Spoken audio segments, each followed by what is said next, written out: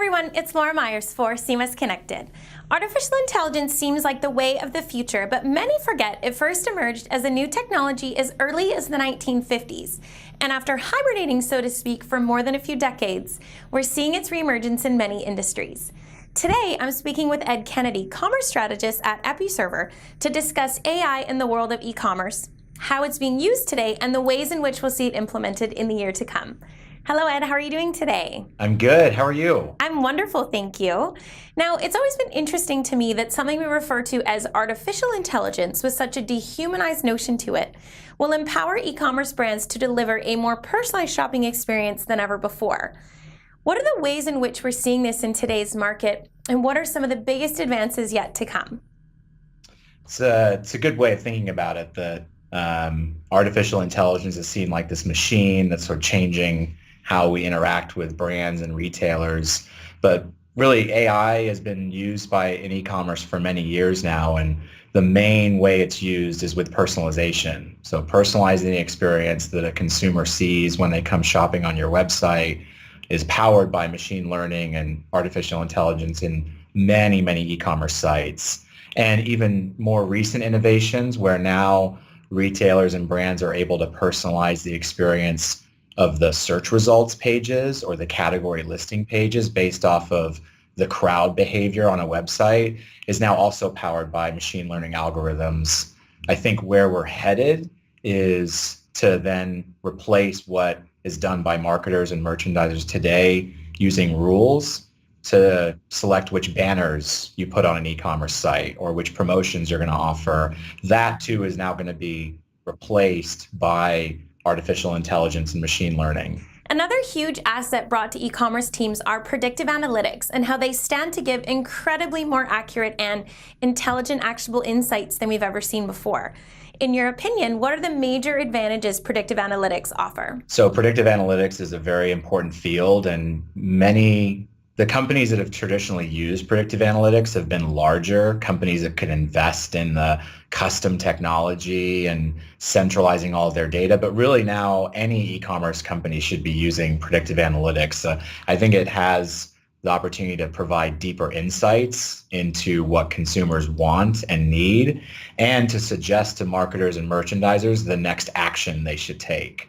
So if you think about being able to analyze all of the activity on a website and being able to surface to a merchandiser or marketer which customers are likely to purchase next if you send them an email or if you offer them a promotion, that's extremely valuable information. And because machine learning algorithms detect patterns that human beings often miss, it's able to surface these sorts of intelligence to marketers a lot more efficiently and catch things that we wouldn't normally find. It's also advantageous that AI can go through much larger pools of data than humans can in a much smaller window of time. So not only do you get a deeper understanding, but it's almost like that very understanding is expedited.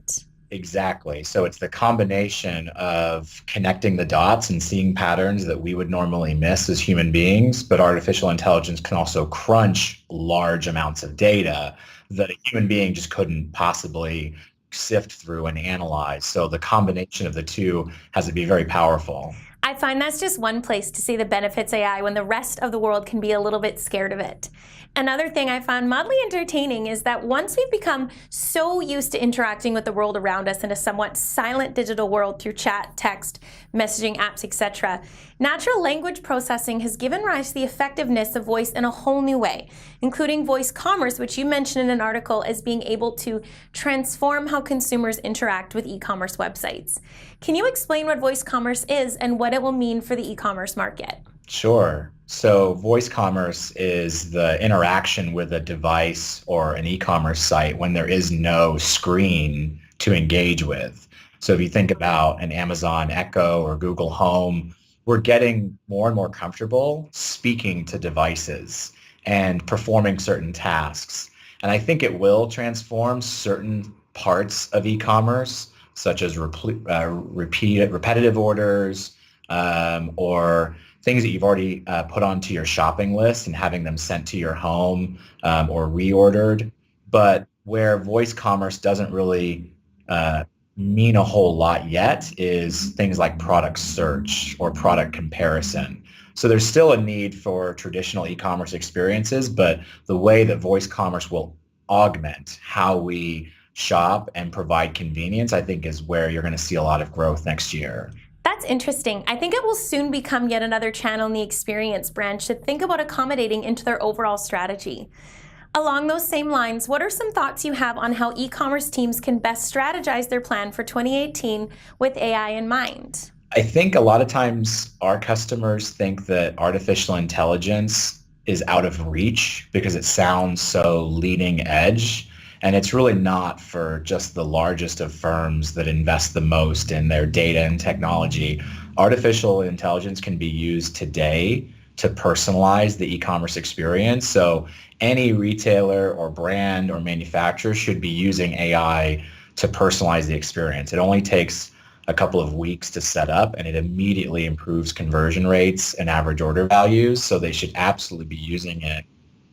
But with that said, if as an organization you don't have your data properly stored and centralized, you're not going to have as much data to crunch like you were pointing out earlier. You've got to have a large data set for machine learning algorithms and artificial intelligence to really make an impact. So you may have to start a project to start tracking all customer data and centralizing it into one place before things like predictive analytics will be really meaningful to you. That's a very important thing to bring up because people might not always understand the correct process to go through for effective AI.